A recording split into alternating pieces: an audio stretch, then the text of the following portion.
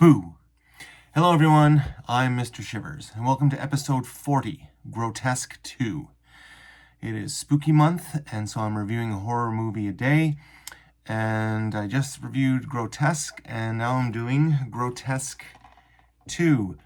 Going to be a slight bias with this review because I know the lead actress, Elizabeth Chamberlain, good friend of mine, worked with her before, so pre-warning, slight bias. Grotesque 2. A much improved production value from the first movie. I was very impressed with how they've done with this one. Good to see the old cast back in different roles. I really adore Julie Whalen.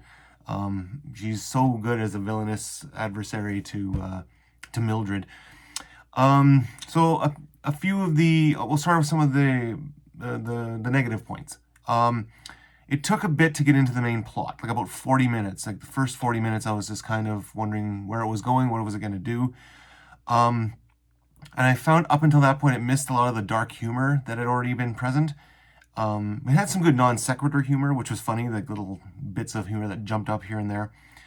Maybe, it was a different take for how it was styled for this movie, how it was paced. And maybe it's good to not do the exact same thing over again. I mean, we've seen how that can go crazy with Friday the 13th. And yeah. I did want to see a more murderous Mildred earlier. It took her almost an hour to return, but once she was back, oh my God, did the fun begin. I gotta say, I laughed out loud a few times. The Jaws scene, the porcupine attack. The kills were fun. I found that they were more malicious this time, almost to the point of Terrifier, which I'm going to be reviewing pretty soon here. She was wearing scalps. There was a flamethrower, piranhas, a frisbee fight, the smoke and epee, the magic trick, the spike, and of course bowling. And anyone who's seen the movie knows exactly what I'm talking about. Those are some crazy kills. I did really appreciate the end, how it connected to the very first movie. Brought back some old characters and plot points, which was a nice ending. And I do like the idea that instead of just her getting revenge on everyone, there's actually an enemy this time, the murderous church enemy. Maybe they were the grotesque ones. Maybe that's the point they were trying to make. But it's an indie movie.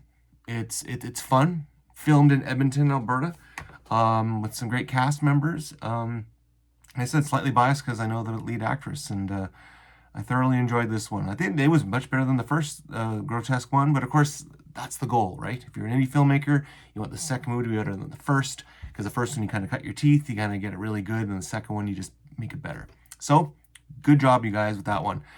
So if you had a chance, please check out Grotesque 2. It'll probably be on Tubi pretty soon to watch, and support indie movies, especially Canadian-made. Until then, I'm Mr. Shivers saying, sit back, grab yourself some popcorn, and enjoy the movies.